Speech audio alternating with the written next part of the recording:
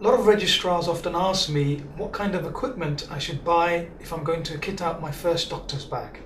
Now, while you're training, your GP practice might give you a bag with some equipment, but it's important that you start thinking about what kind of stuff that you want to get together for yourself, especially for when you qualify. So what I want to talk through today is some of the essential kit that you must have in your doctor's bag. Okay, so the first piece of equipment is the bag itself. Now, there's lots of different types of bags. Some people prefer to have the more traditional type leather bags like I've got here. Some doctors prefer more lightweight canvas type bag.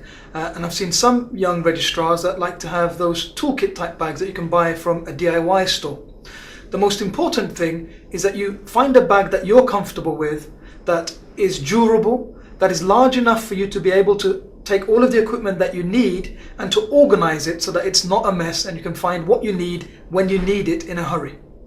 So let me show you what's in my bag in terms of the essentials. The first thing is that whatever type of bag you have, it should ideally be something that's lockable. So this one here has a lock on it with a key. You have some with a combination. It doesn't matter what you have, but it needs to be lockable. Inside then, the thing about this bag is that there are 3 compartments, and so it makes it easy for me to organize my kit. So what have I got in here? Okay, so the first thing that you need is a stethoscope, and it's worth having a good stethoscope. It doesn't matter which one you particularly like, or you might, that's some piece of kit that almost certainly you'll already have. I would recommend that rather than using something that you've been given by a drug rep or something like that, it is worth actually investing a little bit of money to get a really good stethoscope. So I've got a Littmann Master 2 here, which is a tried and trusted brand and has stood me in good stead over the years. Next, a blood pressure monitor. Now, this can be either digital or manual. I would recommend to you strongly that having a digital one is much easier to use when you're out and about, especially on visits and things like that. The one that I've been using for a long time is the Omron M7, and the thing I like about this particular make and model is that it's got what's called a universal cuff.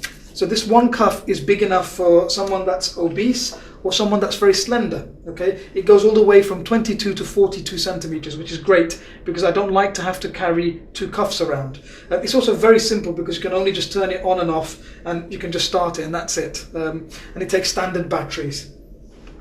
The next thing that you'll need is a diagnostic kit, and so there's lots of different brands out there.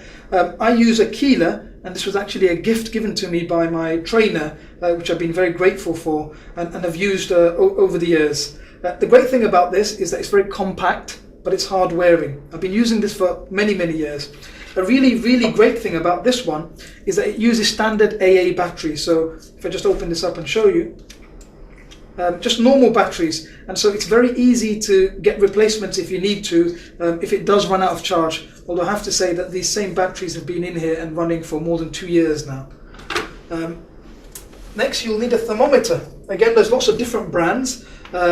This one is fairly straightforward, and also this was fairly inexpensive. Very easy to use, simple, and uses disposable covers like these, and so you need to make sure that you've got enough of those to carry around with you.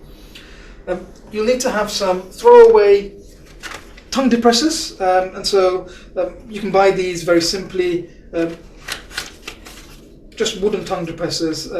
Sometimes you get ones which are individually wrapped, which are sometimes useful for young children, but you'll need some of those. Other bits of kit that are helpful to have: a tendon hammer or patella hammer, okay, for checking reflexes, and on the end of it, it's got a sharp bit so that I can also easily check for upgoing reflexes, planters. A BNF, essential bit of kit. Tape measure, useful for all kinds of things, especially if you're querying DVTs, very helpful. And then just some bits and bobs that you might want to have in there. So I normally have some skin cleansing swabs, peak flow disposable ends, and of course a peak flow meter. I always carry spare batteries for my equipment. And then if we come into what I keep in the bag, because this is nice and organized, I've got some pens. I've got a section here which, if I open up, It allows me to carry with me things like a prescription pad, blood forms, and some paper for writing referrals. Okay?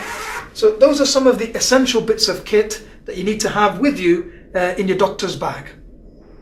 As I mentioned earlier, of course, this is not a comprehensive list, and on top of some of this, you may want to, for example, carry some drugs for emergency situations, and some of those things you can find out more information by looking at the link on our website. Okay, so thank you very much. I hope this has been useful. If you've got suggestions for other things that you might find useful, please do contact us at emedica.co.uk.